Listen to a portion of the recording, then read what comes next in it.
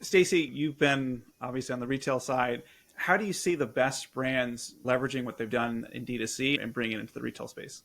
Yeah, that's a really great question. And wanted to add on to what Jessica was saying. I think on the e-commerce D2C side, you have a lot more freedom to say, this is our brand, this is who we are, this is our story. And I think a lot of the big kind of mass merchandisers appreciate that. But you also, to Jessica's point, really have to learn to massage that story to really fit the target demographic of each particular retailer that you're trying to go into.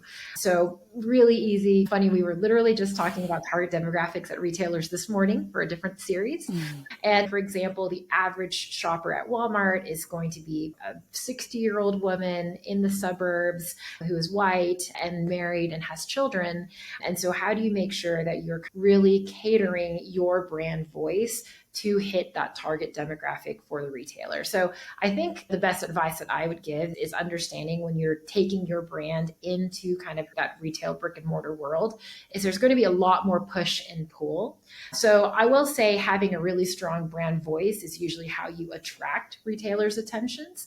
So as Jessica mentioned, a lot of times buyers will have very specific strategy that they're trying to accomplish for the year. So as an example, they could say, hey, we really want to grow our organic share of voice within this category. Or, hey, we really want to go after the Gen Z customer this year or whatever it is. So you start by having a really strong brand voice. That's how you get their attention. That's how they find out about you. And then once you're through the door and they're like, hey, this is really cool, we like what you stand for, then you start to have that back and forth relationship of, hey, this is really great. We understand your message and we understand where you're coming from. How do we cater that pack size or that packaging or that branding or your ads or whatever it is, again, to make sure that it's resonating with the target demographic for each of those retailers. So starting with a really strong kind of brand voice and then being willing to push and pull with the buying teams, I think. Yeah, I think that point about the brand voice is really an important one. One of the things I usually tell companies is that you build a brand in D2C and you build a business in retail.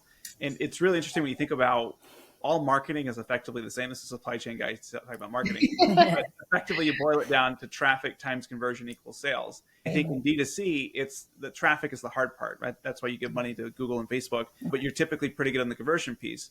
Whereas with retail, they have the traffic and you've got to try to figure out the conversion parts. And so I think that the brands that are able to hone their message to bring in that traffic from a D2C perspective and really develop that strong brand voice and be able to communicate why someone should purchase their product on shelf, that's really the winning combination. I see people that it's not about a D2C brand going into retail. It's really about a D2C brand becoming omnichannel. No, Definitely.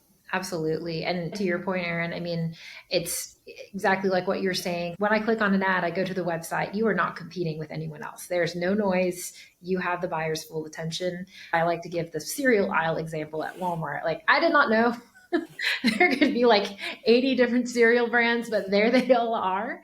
And so your ability to stand out from everyone else, and again, having that strong brand voice, and as you said, convincing people to make that conversion in person is really important.